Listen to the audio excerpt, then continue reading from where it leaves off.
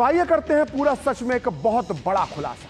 तो आज से 65 साल पहले तत्कालीन प्रधानमंत्री नेहरू के नेतृत्व में भारत ने दरिया दिली दिखाकर न केवल पाकिस्तान को सिंधु नदी का 80% पानी दे दिया था, बल्कि अपना खजाना भी लुटा दिया था। जी हां, भारत ने 1960 के सिंधु जल समझौते के तहत पाकिस्तान को सिंधु नदी का पानी देने के साथ साथ 83 करोड़ रुपए भी दिए थे। और ये रुपए दिए गए थे पाकिस्तान के अंदर, जी हां, पाकिस्तान के अंदर सिंधु नदी पर नहरें बनाने के लिए। और आगे सुनिए, 83 करोड़ की यह रकम पाकिस्तान को रुपए में नहीं दी गई थी, बल्कि विदेशी मुद्रा पाउंड स्टर्लिंग में दी गई थी।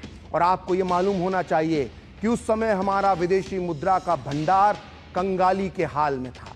लेकिन इतना सब जानने के बाद भी अगर आपको लगता है कि 83 करोड़ रुपए कोई बहुत बड़ी रकम नहीं थी, तो आपको यह पता होना चाहिए कि 1960 के ये 83 करोड़ रुपए आज यानी 2025 में होते हैं 5,500 करोड़ यानी 5,500 करोड़ रुपए के बराबर।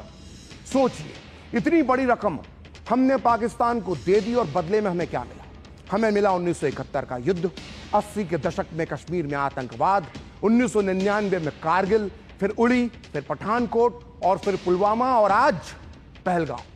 तो आइए एक एक करके सिंधु जल समझौते का पूरा सच जानते हैं, जो 1960 में भारत के तत्कालीन प्रधानमंत्री नेहरू ने पाकिस्तान के राष्ट्रपति और तानाशाह जनरल अयूब के साथ किया था। ये तस्वीरें उसी समझौते के दौरान ली गई थी, जिस वक्त आप टीवी स्क्रीन पर देख रहे हैं। तो शुरुआत करते हैं 1947 से।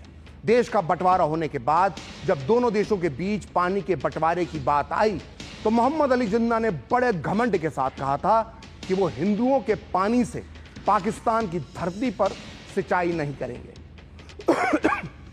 लेकिन इस हेकड़ी में पाकिस्तान 1948 में इस बात पर राजी हो गया कि भारत अपनी उन नदियों को रोक सकता है जो बहकर पाकिस्तान जाती है।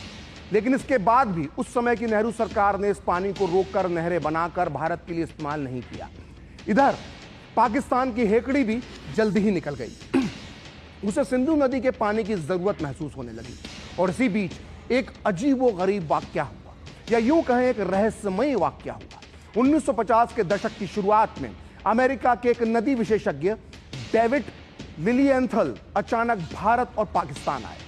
लिलिएंथल अमेरिका की टेनेसी वैली अथॉरिटी और अमेरिका के परमाणु ऊर्जा आयोग से जुड़े हुए थे। लिलिएंथल ने भारत के दौरे के बाद एक विदेशी पत्रिका में एक लेख लिखा, जिसमें उन्होंने भारत पाकिस्तान के बीच सिंधु नदी के जल बंटवारे की वकालत की। इस लेख को भारत के तत्कालीन प्रधानमंत्री नेहरू ने भी पढ़ा। और इतना ही नहीं, नेहरू ने लिलिएंथल से मुलाकात भी की। और तो और खुद नेहरू ने माना था कि लिलिएंथल ने सिंधु जल समझौते के लिए प्रेरित किया। और अब आगे सुनिए, भारत और पाकिस्तान के बीच इस द्विपक्षीय मामले में 1954 में वर्ल्ड बैंक ने भी एंट्री ले ली और वो दलाल यानी मिडिलमैन बन गया। और आखिरकार 1960 में नेहरू और अयूब खान के बीच सिंधु जल समझौता हो गया। खुलासे अभी और भी हैं। 1960 में सिंधु जल समझौते को लेकर आज 65 साल बाद पूरे देश में चर्चा और बहस हो रही है। लेकिन आपको यह पता होना चाहिए कि जब यह संधि हुई थी तो इस पर उस समय भी तीखी प्रतिक्रियाएं सामने आई थी। तत्कालीन प्रधानमंत्री नेहरू को इस एक तरफा संधि करने के लिए तीखी आलोचना का सामना करना पड़ा था। और इस संधि के बाद 30 नवंबर 1960 को विपक्ष की मांग पर लोकसभा में जबरदस्त बहस हुई थी। इस बहस के दौरान विपक्ष के नेताओं ने प्रधानमंत्री नेहरू से तीखे सवाल किए थे और इन्हीं सवाल उठाने वालों में से एक थे भारतीय जनसंघ के युवा सांसद अटल बिहारी वाजपेयी, जो खुद बाद में जाकर इस देश के प्रधानमंत्री बने। अटल बिहारी वाजपेयी ने संसद में नेहरू पर यह आरोप लगाया था कि सिंधु जल समझौते पर जब भारत और पाकिस्तान के प्रतिनिधियों के बीच बातचीत चल रही थी तो भारत के जल विशेषज्ञ प्रतिनिधियों ने इस एक तरफा संधि का विरोध किया था। लेकिन पीएम नेहरू ने इसमें दखल दिया और भारतीय प्रतिनिधिमंडल को पाकिस्तान की मांगों के सामने झुकना पड़ा। अटल बिहारी वाजपेयी ने 30 नवंबर 1960 को संसद में जो आरोप लगाए थे वो प्रकाशित हुए हैं। लोकसभा सचिवालय द्वारा प्रकाशित लोकसभा डिबेट की सेकंड सीरीज के खंड 48 के पेज नंबर 165 से लेकर 3240 के बीच। इस बहस के दौरान अटल बिहारी वाजपेयी ने कहा था कि अंतर्राष्ट्रीय कानून के हिसाब से पाकिस्तान को इतना पानी देने की जिम्मेदारी हमारे ऊपर नहीं है। हम अगर चाहते तो पाकिस्तान को इससे कम शर्तों पर तैयार कर सकते थे, मगर पाकिस्तान के राष्ट्रपति अयूब खान ने कहा है कि यह संधि तो होती ही नहीं अगर भारत के प्रधानमंत्री नेहरू उसमें दखल नहीं देते। मैं ये जानता हूं कि ऐसा कौन सा गतिरोध था जो दोनों देशों के अफसरों के बीच में था और हमारे प्रधानमंत्री नेहरू ने उसमें हस्तक्षेप किया और यह समझौता हो गया। अगर प्रधानमंत्री नेहरू दोनों देशों के बीच सद्भावना और मित्रता स्थापित करने की बात करते हैं तो मेरा निवेदन है कि मित्रता और सद्भावना स्थापित करने का यह तरीका नहीं है। अटल बिहारी वाजपेयी ने आगे कहा कि पाकिस्तान अगर कोई गलत मांग रखता है तो उसका विरोध होना चाहिए। अच्छे संबंधों का आधार न्याय और तर्क को मानने से होता है। सिंधु जल समझौता भारत के हित में नहीं है। पाकिस्तान को हमने अनुचित कीमत दी है और उसके बाद भी पाकिस्तान की मित्रता हमें मिलेगी, ये कोई भी विश्वास के साथ नहीं कह सकता। तो 1965 मतलब 65 साल पहले अटल बिहारी वाजपेयी ने लोकसभा में जो कहा था वो हमेशा सच साबित हुआ।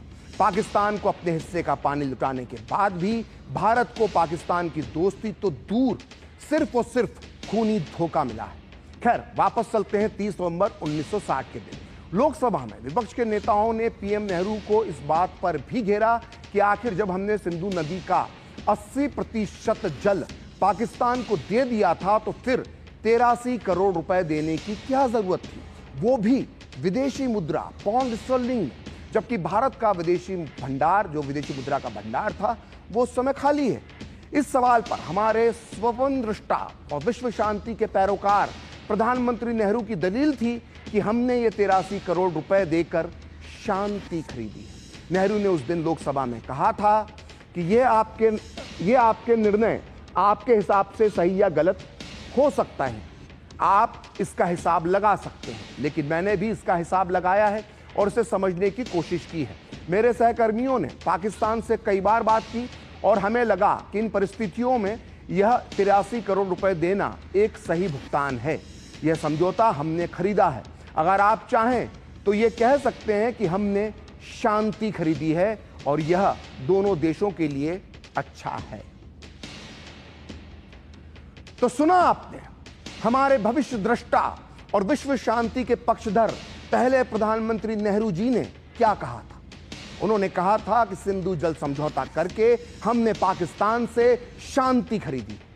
काश नेहरू ये भविष्य देख पाते कि जिस 83 करोड़ रुपए और सिंधु नदी का 80% पानी देकर वो पाकिस्तान से कथित शांति खरीद रहे हैं, उस पाकिस्तान ने अगले 65 साल में हमें कितने खूनी घाव दिए।